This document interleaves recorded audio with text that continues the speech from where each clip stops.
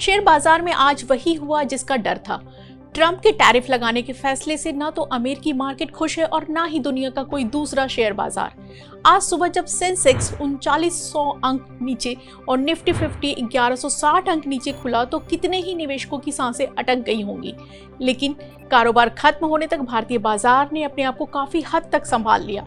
कारोबार के अंत में सेंसेक्स 2226 अंक यानी कि करीब 3% गिरकर 73,137 पर बंद हुआ, जबकि निफ्टी 742 अंक यानी कि करीब 3.25% गिरकर बंद हुआ। अगर हम दुनिया भर के बाजारों पर नजर डालें तो हमें ये जानकर थोड़ी राहत जरूर मिलेगी कि आज दूसरे एशियाई बाजारों की तुलना में इंडियन शेयर मार्केट में कमजोरी कम आई।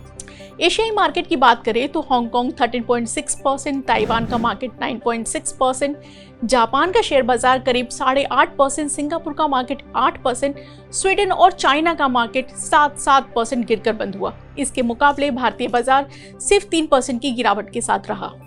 अगर आप ये सोच रहे हैं कि मार्केट की इस तबाही में क्या करना चाहिए तो निराश होने के बजाय सबसे पहले ये याद रखें कि मार्केट के ये तूफान ही आपको पैसा बनाने का मौका देते हैं। एक झटके में इंडियन मार्केट 10 महीने के निचले लेवल पर आ गए हैं, लेकिन खास बात यह है कि निफ्टी ने आज अपना 22,000 का अहम सपोर्ट लेवल बचा लिया। अगर ये सपोर्ट लेवल टूट जाता तो हमारे शेयर बाजार के लिए मुश्किलें और बढ़ जाती। निवेशकों के मन में सबसे बड़ा सवाल यही है कि शेयर बाजार की इस गिरावट में उन्हें क्या करना चाहिए। लगातार हो रहे घाटे के बीच उन्हें अपना पोर्टफोलियो कैसे मैनेज करना चाहिए और आगे क्या संभावनाएं हैं, बाजार किस तरफ जाने वाला है। इस सब पर मॉर्गन स्टैनली, नोमुरा और CLSA के एक्सपर्ट्स ने खास सलाह दी है जिसे जानना आपके लिए जरूरी है। मॉर्गन स्टैनली ने कहा है कि मार्केट में फिलहाल पूरी तरह डिफेंसिव हो जाए। मॉर्गन स्टैनली के एनालिस्ट जोनाथन गार्नर का मानना है कि मौजूदा ग्लोबल हालात को देखते हुए निवेशकों को अपने पोर्टफोलियो को पूरी तरह डिफेंसिव मोड में रखना चाहिए। गार्नर ने यह भी कहा कि हमारी यूएस इकोनॉमिक टीम का मानना है कि मंदी का खतरा अब पहले से कहीं ज्यादा बढ़ चुका है और फेडरल रिजर्व की नीतियों में तेजी की राहत मिलने की संभावना कम है, खासकर टैरिफ और महंगाई के दबाव को देखते हुए।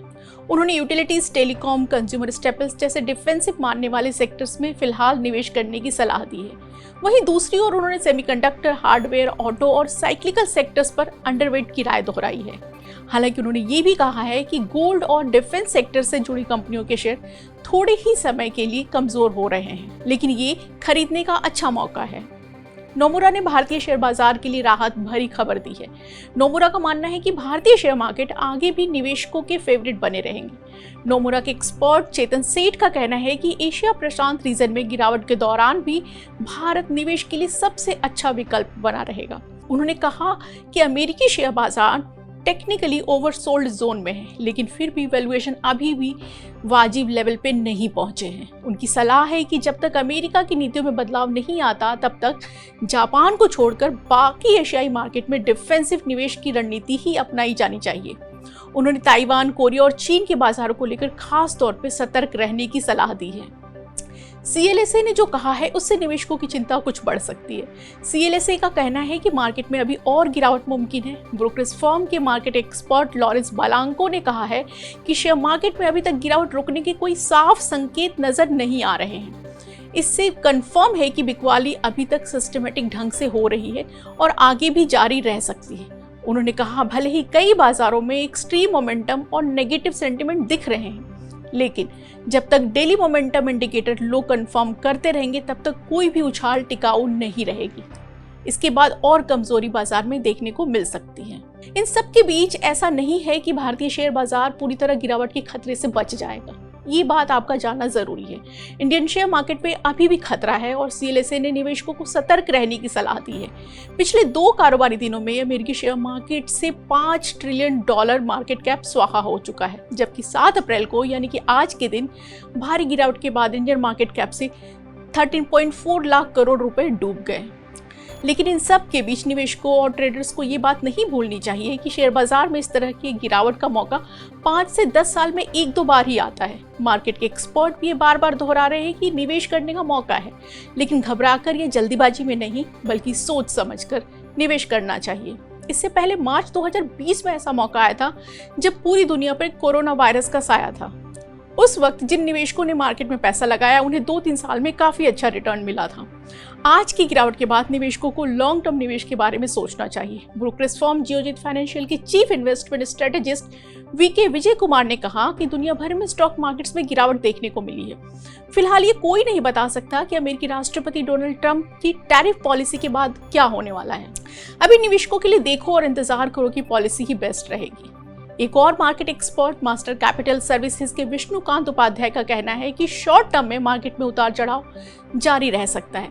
ऐसे में लॉन्ग टर्म के लिहाज से ये निवेश करने का सही मौका है। शेयर मार्केट में पैसा लगाते हुए निवेशकों को कुछ खास बातों का ध्यान रखना चाहिए। VSRK कैपिटल के डायरेक्टर स्वप्निल अग्रवाल ने कहा कि निवेशकों को ये बात जरूर याद रखनी चाहिए कि ट्रंप का ये टैरिफ ज्यादा समय तक असर नहीं कर पाएगा। दूसरी अच्छी बात यह है कि इंडिया का मार्केट दुनिया के दूसरे बाजारों के मुकाबले मजबूत हालात में है। इसकी वजह यह है कि अमेरिका को इंडिया का निर्यात बहुत ज्यादा नहीं है। इंडिया की GDP में अमेरिकी एक्सपोर्ट की हिस्सेदारी सिर्फ 2% है। अगर आपको मार्केट की समझ नहीं है तो इस गिरावट को देखकर आंख बंद कर मार्केट में एंट्री ना करें। इसकी जगह म्यूचुअल फंड के रास्ते शेयर मार्केट में पैसा लगाना ठीक है। मेरे एसेट कैपिटल के मनीष जैन ने कहा कि इंडिया की लॉन्ग टर्म ग्रोथ स्टोरी पे किसी तरह का असर नहीं पड़ा है। फिस्कल ईयर 25 में इंडिया की GDP 6.5% बढ़ने की उम्मीद है। स्वप्निल अग्रवाल का कहना है कि अभी इन्वेस्टर्स नया SIP शुरू कर सकते हैं। इससे लॉन्ग टर्म में बड़ा फंड बनाने में मदद मिलेगी। शेयरों या म्यूचुअल फंड्स में निवेश से तभी मोटी कमाई होती है जब बड़ी गिरावट के ऐसे मौके पे निवेशक एंट्री करते हैं। हर बड़ी गिरावट के बाद मार्केट रिकवर करता है और इस बार भी यही होगा।